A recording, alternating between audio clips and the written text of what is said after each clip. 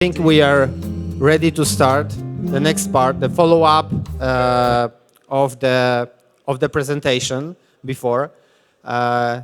So we will have Ivan and Łukasz Bajsarowicz on stage talking about possible approaches to optimizing Magento. And what's really important, this is one of our new formats.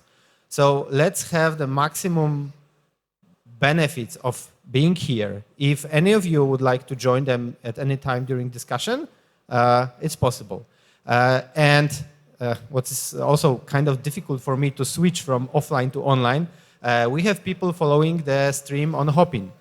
So if you have any questions to the panelists, you would like to add your idea or thought or discuss something, just post it in Hopin chat window, and someone from the team will pass the question to panelists.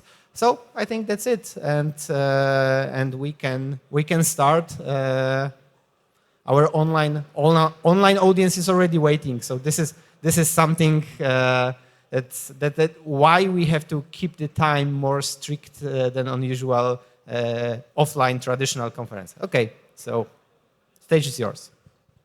So thank you very much. So I think we came today to discuss about performance issues here, Łukasz, yeah? Yeah, I agree. So can you share some recent experience with Magento performance?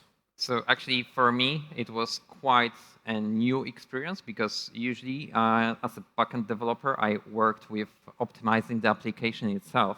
And imagine that facing 17 million SKU, effective SKU in the store. And actually, the bottleneck was not on the application anymore. It was at the level of database layer. So I took the query from Blackfire and then analyzed it, simplified it, and put it directly on the database. And it was still performing in 6 minutes to actually load one of the most basic grids in Magento admin panel.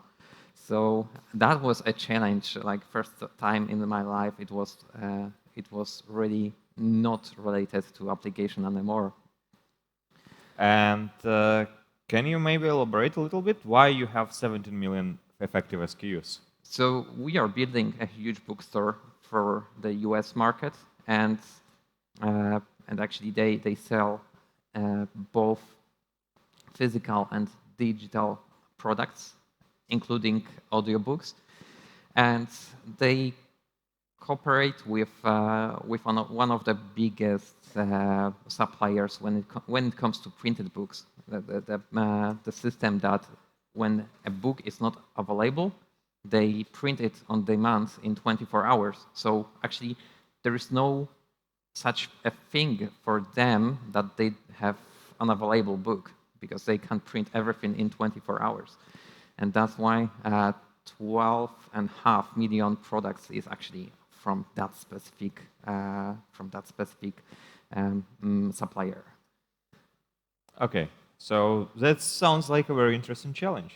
Yeah, and for me it was like weeks of investigation, like approaching the issue and then like giving up for a moment, and then approaching again and giving up.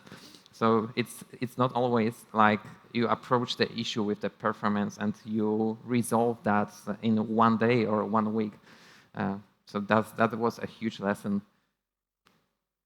Yeah, it's very refreshing view, and I think like it's very interesting use case because not a lot of people usually have 70 million of effective SKUs. I had similar things before as well, but it was not actual number of products in that amount, but the multipliers of Magento itself being the problem, because when I have some customers that come to me and tell, hey, we have an issue with the database, like our price index table grows above 9 million records, and we cannot properly query it. We cannot properly get the data from it. We have to do something with it. And what I found out, like, yes, they have 2,000 customer groups, and they have maybe like 20 websites. So all those numbers combined result in a small issue. However, they only have 10,000 products itself. Yeah, so I just wanted to ask you if actually is Magento a solution for this and longer, because because you probably say that or not. I would be surprised how you resolve that issue, how you encounter it. Yeah, so the things like if it happens post factum, so if we are not talking about the initial design of the product, so I would say it's like with creating a new building, right? So if you build something and you realize that there is not enough dead load and to support additionally to the live load you expect, right? After you build the building, you cannot just go and fix foundation, right? Yeah. So with the projects, it's the same. So if you do a big mistake at the beginning and you don't take into account that you have this kind of multiplication issue of the data, you will run effectively into problems that you would have somehow to fix it. And you can only fix it by workarounds in Zen, because fixing database structure is a bit of a problem. And in my experience, I was talking a lot with Magento team as well about the issue of Magento data multiplication, because Magento multiplies your SKUs by websites, by customer groups, by time of the day sometimes, especially for catalog price rules, because for each country, you know, like there's different time zone, and sometimes there's customers who want to have for each country the sales promotion start only in the local time, and Magento only supports UTC time zone for that generation of the data. So you actually bring up another issue with multiplication, which is staging module. It's something that you actually, in most of the use cases, you turn it off at the very beginning of the project. Yeah. And if you realize too late, then the game is lost. However, there's a very nice project on GitHub, I think from Thomas Klein. As I remember, like there is a set of SQL scripts that allow you to downgrade your database structure from commerce staging to open source one. However, I didn't yet test it. So I saw it looks good, but I'm not sure it's going to work in production, so you need to be careful with that. But there is already solutions for you if you'd like to fix a mistake of running with catalog staging. What I think a lot of people don't realize that at the beginning of the project, you can easily disable parts of Magento that you are not going to use. And some of Magento modules, when you just enable them, they already inadvertently modify your database structure. Yeah, that's actually something I agree, and I can't agree more, that it's a good approach to get rid of these modules. Like do very thorough research with your client to find out what they are going to use really on their project, and that I would call it a first step of the optimization before actually writing even a single line of code to optimize the design of application, because Magento comes like a camper van with everything in it, and you don't really need a dishwasher in camper van, for example. So you turn it off. It's the same with Magento. Yeah, I think it's quite interesting to have a dishwasher in camper one, but you have to be connected to water source all the time, right? Yeah. So, yeah, it's a good analogy. So also another thing I think we didn't finish about the multiplications, yes. Right? So with the multiplication, it's very interesting. Like you can fix post factum. So I had this customer with 9 million records in price table. We were able to reduce it to more or less manageable 3 million by removing all of the multiplications that doesn't matter to them. So I just decided, okay, if they don't have really a price difference per website, but only per customer group, we can reduce that number down, or we can create an alias website. Let's say if they have in Germany and in France, they have prices in euros, and they can have different prices in different countries in the European Union. So we can just merge it together and say, okay, for France, we're just going to use, for price index specifically, we're going to use German website ID. And in that case, it solved the problem of price index generation, so we reduced number of records, so they could a little bit leave some room on a database server for other things, right? And this is one of the issues I see from the beginning of the project. So maybe it doesn't make sense to just strictly split your data based on standard GVS model that Magento offers. So Magento projects are usually using this global website store view model, where you have websites for countries, you have stores for languages. However, in the European market, right, there are so many countries that have multiple languages. And I've met not one, but at least dozens of merchants who have a website where they have local language, they have another local language, like in Belgium, for instance, there is Dutch and French, right? Yeah. But Belgian people tell it's not a Dutch, it's actually Flemish. So sorry for that. There is two languages there. And apart from that, they also want to tailor to people who just visit Belgium.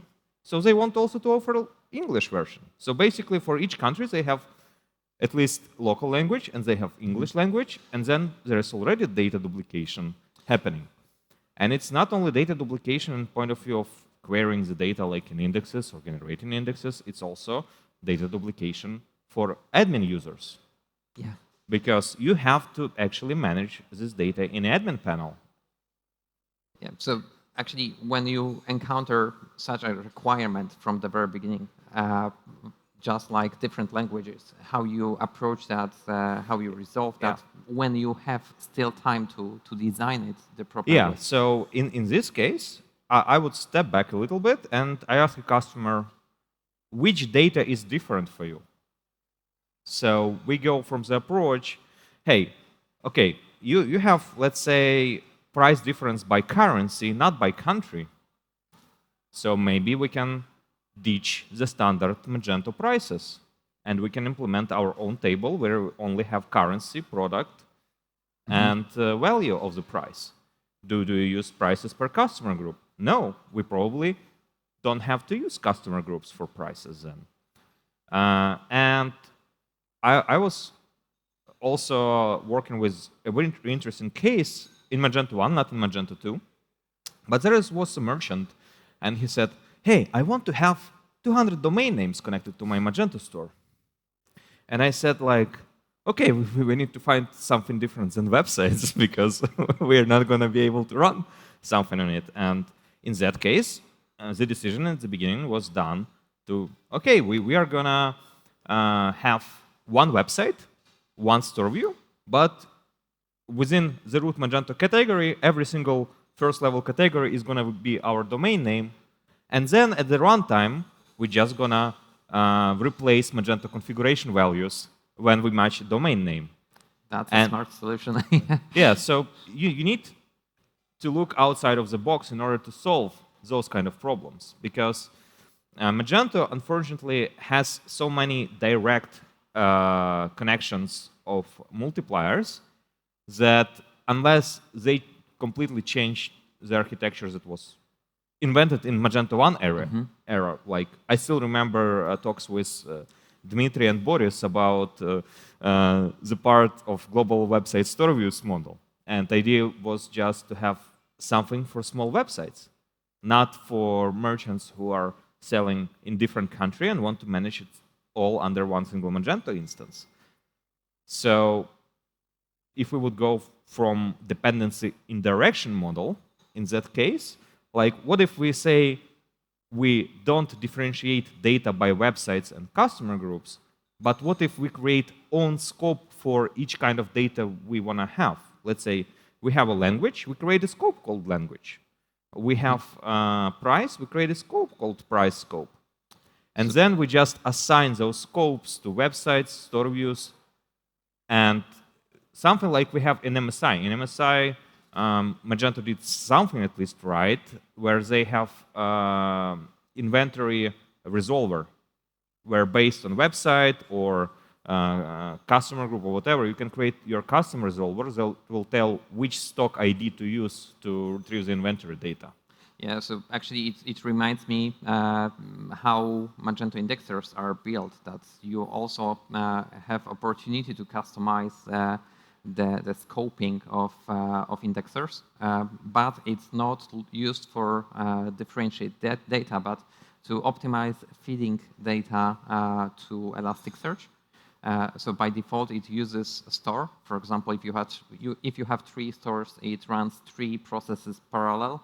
I don't remember the exact object name, but it sounds very similar, and it sounds like something that should be in Magento out of the box as configurable object to determine what is the distinct data model that you are going to use. I mean, like you said, by the currency or by the customer group, but no longer by a store, etc.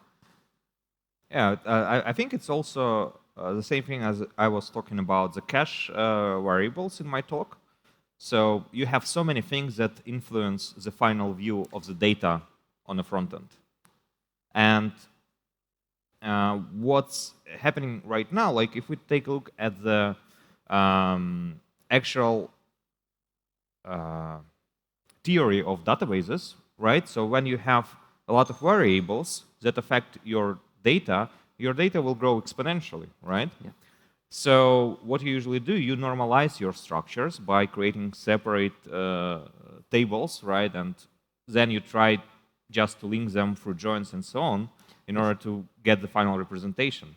However, during the times of Magento 1, Magento had this EAV structure from the beginning for a lot of things. And I know from my knowledge, like there was an idea, okay, we need to have some kind of flat table to access the data quickly. But no one really thought at that time that we actually need to think about more structured scoping of the data for specific indexes. So instead of like creating own index based on price differentiation, like own scope for price index or own scope for stock index and so on, it was decided, okay, let's just create multiple columns in the index and then get data by those columns, and they are going to be our primary key. Yeah. So actually, it was a partial solution that works. That really worked. It worked for a long time. Yeah. Until someone came and said, okay, I'm going to have 200 domain names. What we're going to do?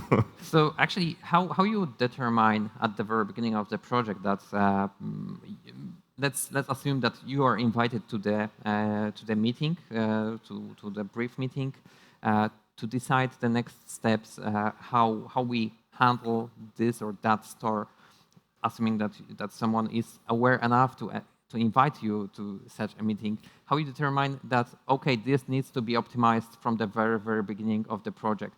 Yeah, I think the most important thing, like before even meeting starts, I just want to see data. Okay. So I think knowing how your catalog is structured is very important before you even start discussions with the customer about what is the scope of the project, because you can come in and you can talk about the features of the project itself, but without the data and knowing how many products they have, how many variations of the prices. So this is one of the most important, because a lot of customers and customer projects that I see with the agencies, what happens, they decide on a future list, but the data from ERP comes only somewhere by the end of the project. Okay. And so actually, what you are suggesting is just to model some of the data they are going to use. For example, with my example, to just introduce like 1,000 books, and the books in the format that will be in the final version of the store, so configurable products, etc. And then verify how 1,000 products turn into database entries to determine where the bottlenecks can appear. And also, like with your books example, you also need to take a look at what is your presentable product and what is your sellable product, right? Yes. So do you want to provide for a customer a catalog of all possible variations of the book? So for most of them, it's like only specific versions of the book are available. It's not like every single book can be purchased with hardcover, with the paperback, or with audiobook format. It's more like some of them are available, some are not. Okay, I see. So it's very good idea, actually, in your case of the project, like only to have inactive index only the products that are available, so you don't have to query large table, right? So actually, it's a smart solution.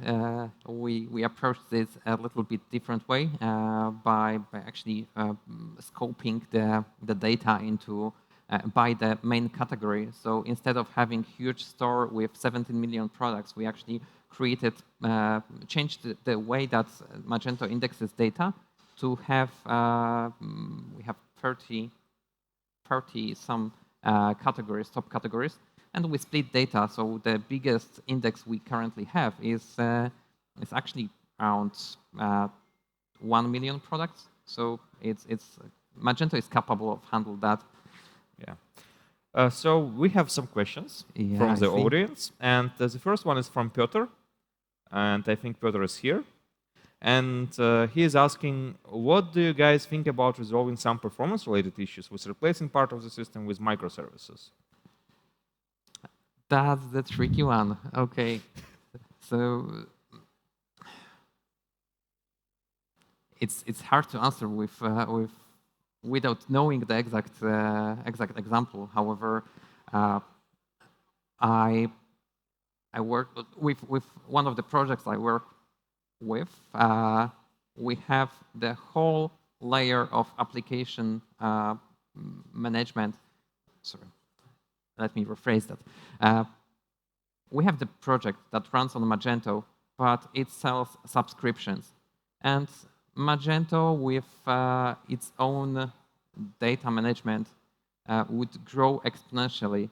So imagine 12 million orders a year and all the data being saved in the Magento way. That just can't work properly. So the whole stuff related to subscriptions is handled by microservices, and it works perfectly. Like it works really fast. The microservices are built with different than PHP languages, and I can say that with that specific example, that was the silver bullet to resolve the pain points of Magento. But other examples, I'm not sure. Yeah. So, in my opinion, like microservices make sense to use when you run into projects with large data sets or where you actually hitting a ceiling where you cannot actually optimize your current system. But in my opinion, it makes sense to invest time into actually fixing what you have right now, and when you cannot fix it, you go to microservices.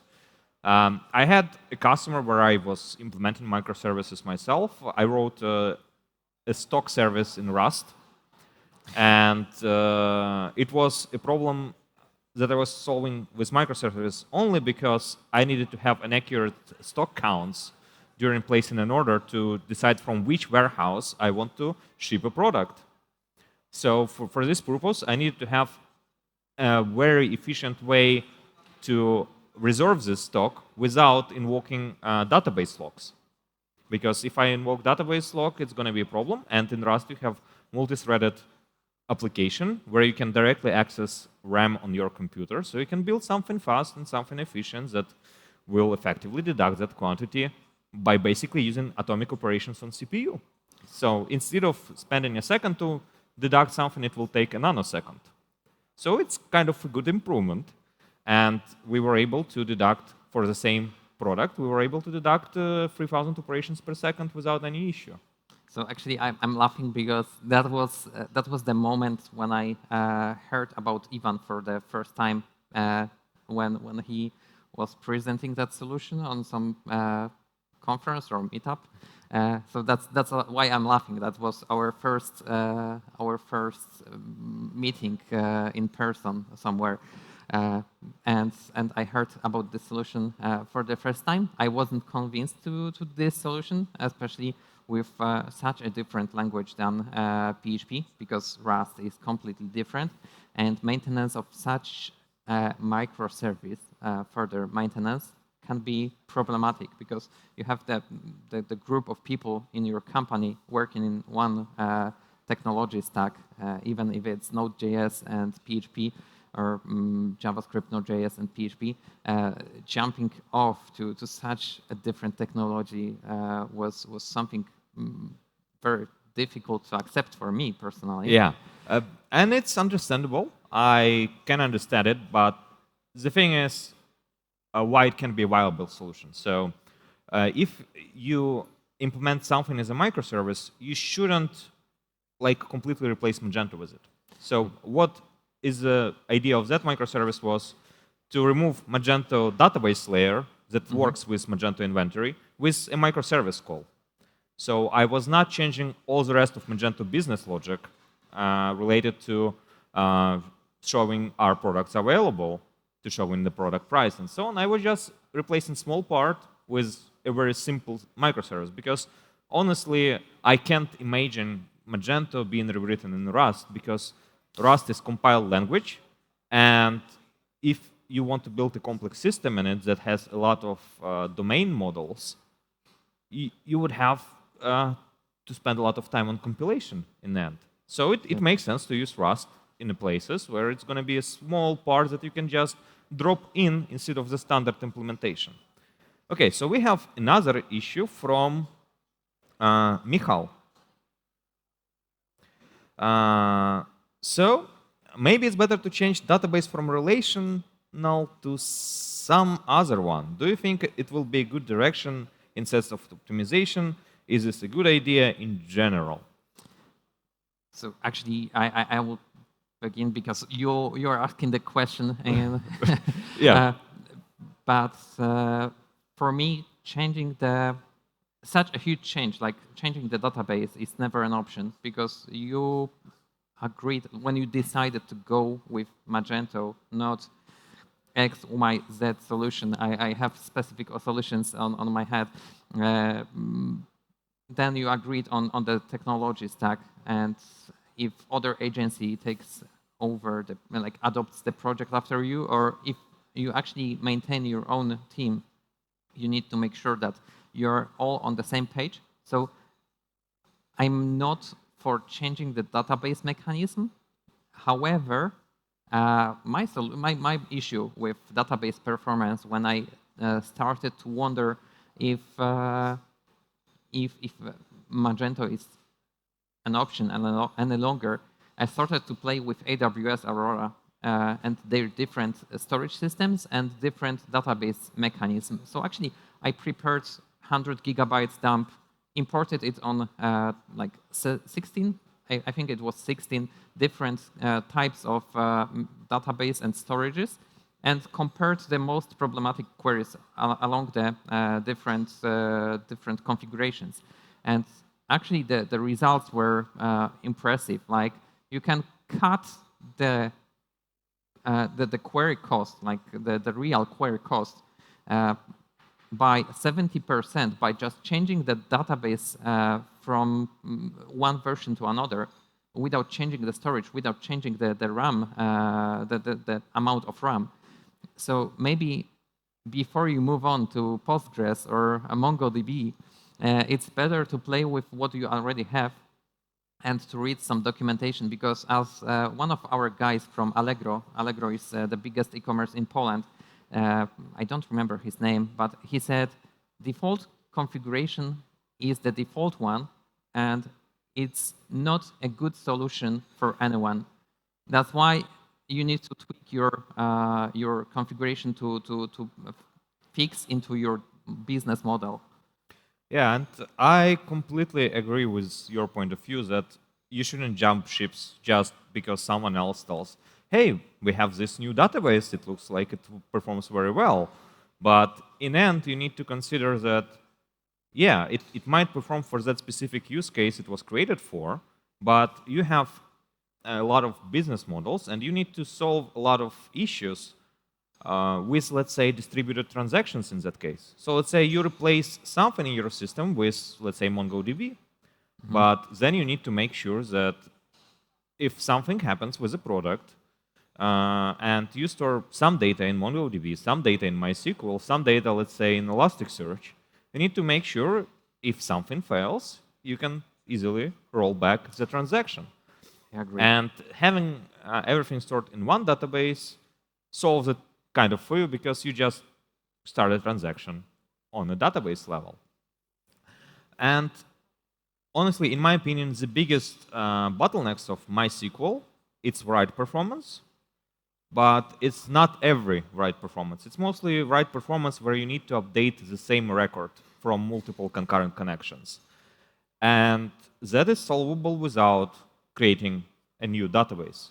You can just use something like Rust or something where you can mitigate concurrency yourself, and then, let's say, every second just writing data to the database, and database is not loaded with a lot of writes. Yeah, yeah. So actually, I can agree. I can completely agree. And I'm not sure if we have such a question here. So let me verify that quickly. OK, so there is no such question. I'm one of the solutions for huge volume of orders being published at the same time from different clients, especially when you have distributed services. So the solution is actually to another quote from the guy from Allegro: "Take money first; everything can happen later." So actually, it's to get the money and get the details of the order saved in the queue, and then process it asynchronously with workers. It's another example when you need to make sure that you don't lose your orders, don't lose your data. But this way, you can handle huge volumes of orders coming in. Yeah, it's very interesting. Recently, actually, I started to look into this direction of decentralized systems, and I bought a book from a very nice Austrian guy, Martin Kleppmann, and he wrote a book about implementing distributed systems. He has, in Oxford, he has free lectures about distributed systems and how to commit transactions where you have a lot of systems in play. So it's kind of with the queues. If you have a queue, you can consider the data can get lost, because yes, queues are not made to be ACID systems. So you always need to receive back a response that, OK, the transaction has finished, you can go on with your order. So I think I know this book because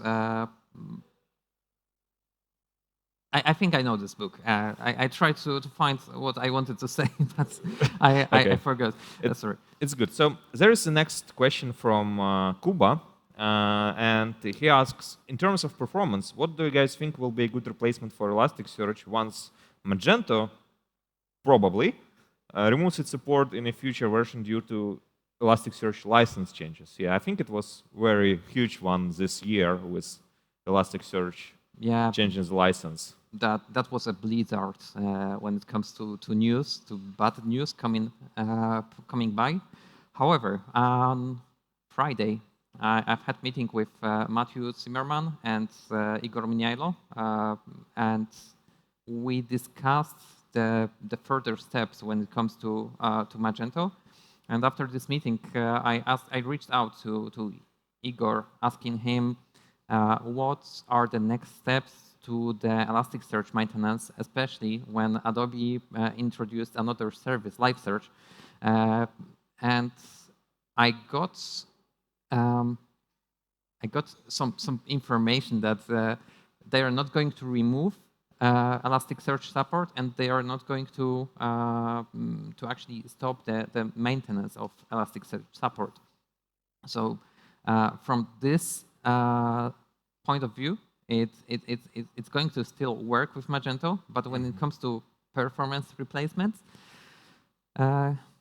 we always have Solar as also running on Lucene.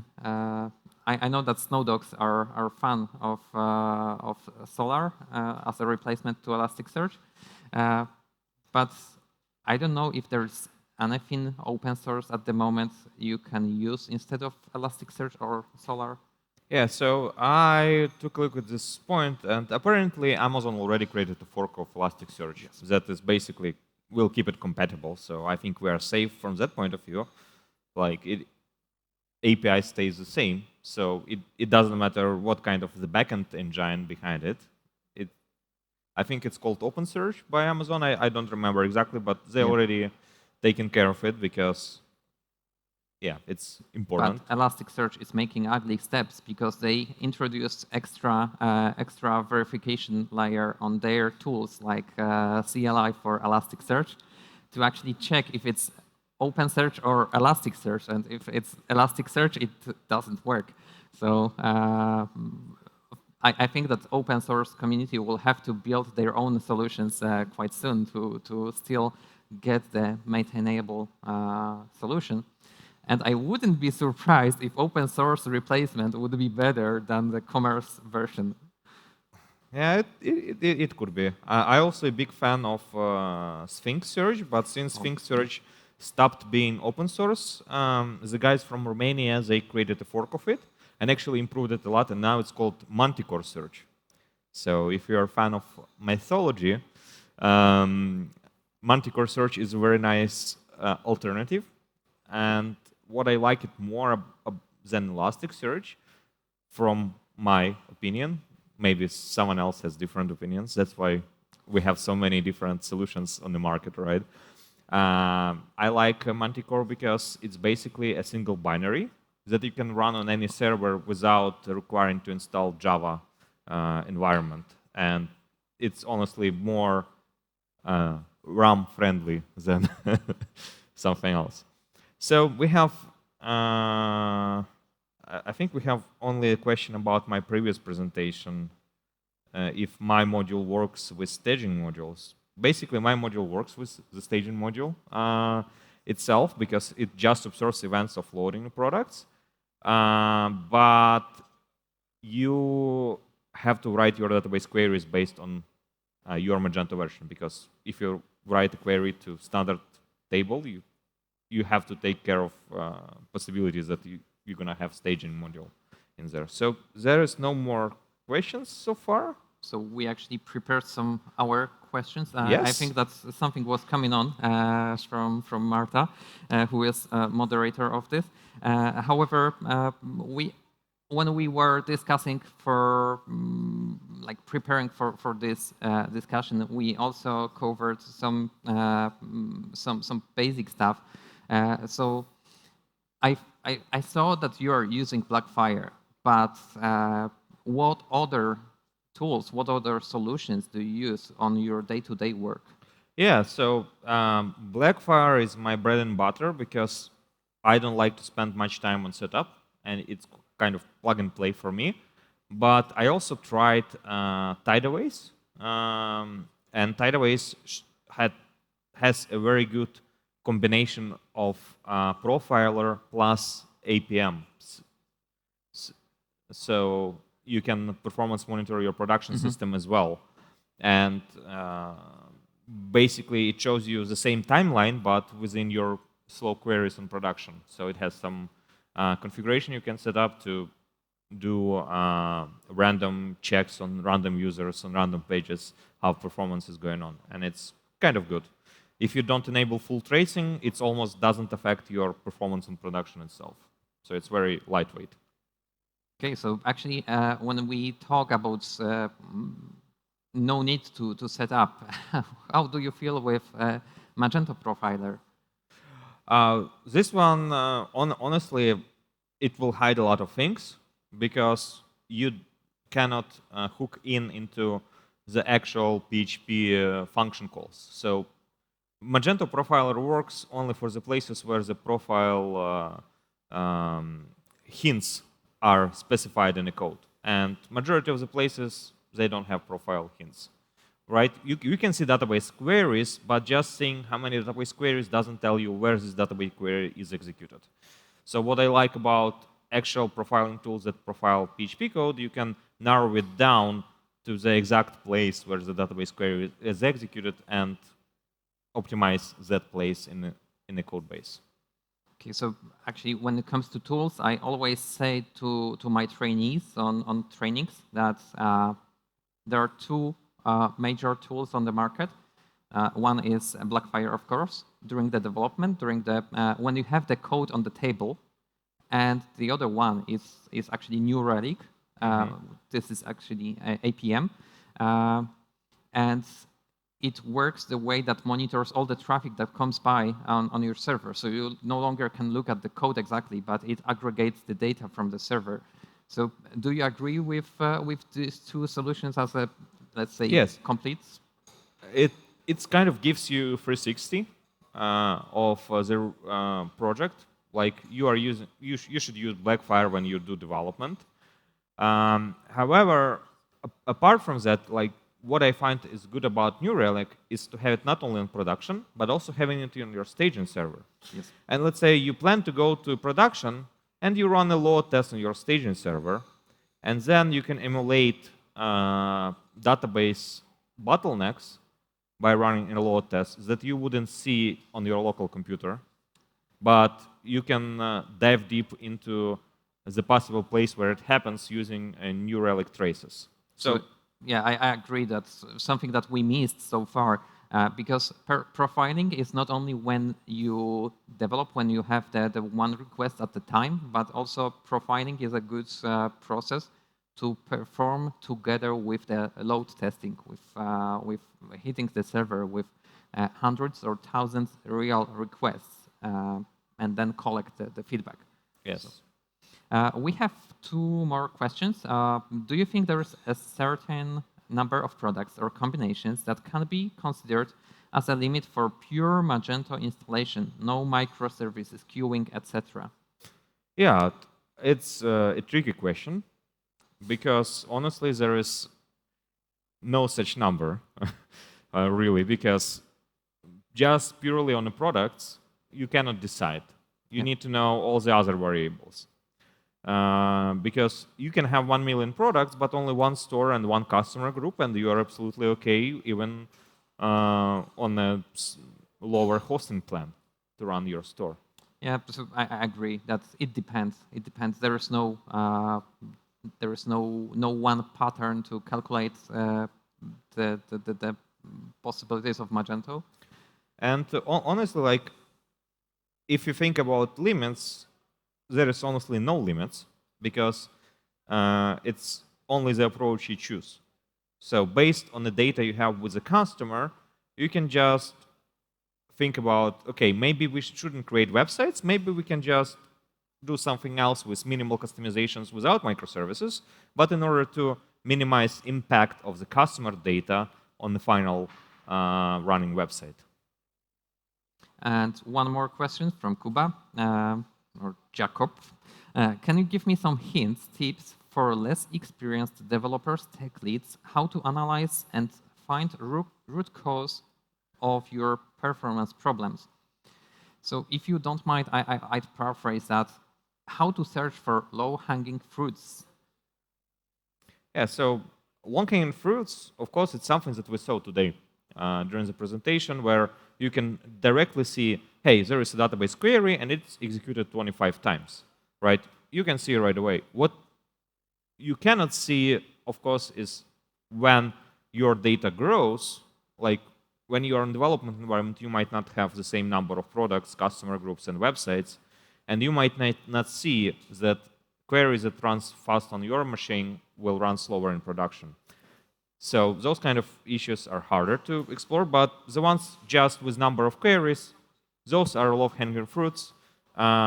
Also, apart from that, I would also look for every single Redis call, because Magento likes to cache stuff a lot. And Redis is also a performance bottleneck if you are touching it too much.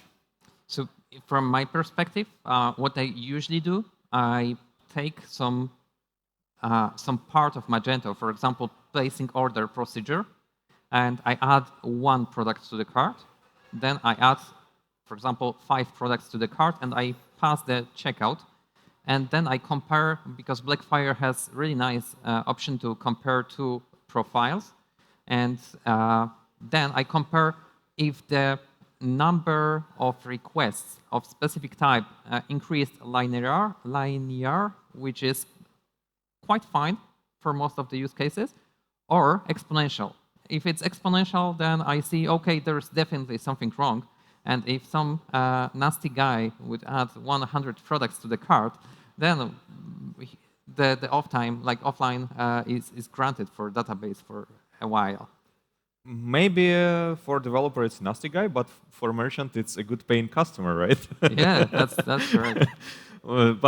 Yeah, I agree. It's actually a good thing about comparison. I didn't think about it from point of view of seeing it, because I right away dive deep into the code level and try to find what to fix, because I already have pattern matching. So I see a timeline and I see this one looks out of character, right? So I go there and try to optimize that part. But just comparing based on your dataset, it's quite an interesting approach. So I should try it next time. So I hope that on the next conference, if Kuba invite us to actually do the pair programming performance low-hanging fruit research. Yeah. We can gamify it, like put some props like low-hanging fruits, and every issue we fix, we just grab one. Okay. I'm not sure if we still can one more questions. One more. Okay. Next panel is just getting ready with the wires. So yeah. Okay. So in the meantime, yeah, we also tried to find something valuable for you. So.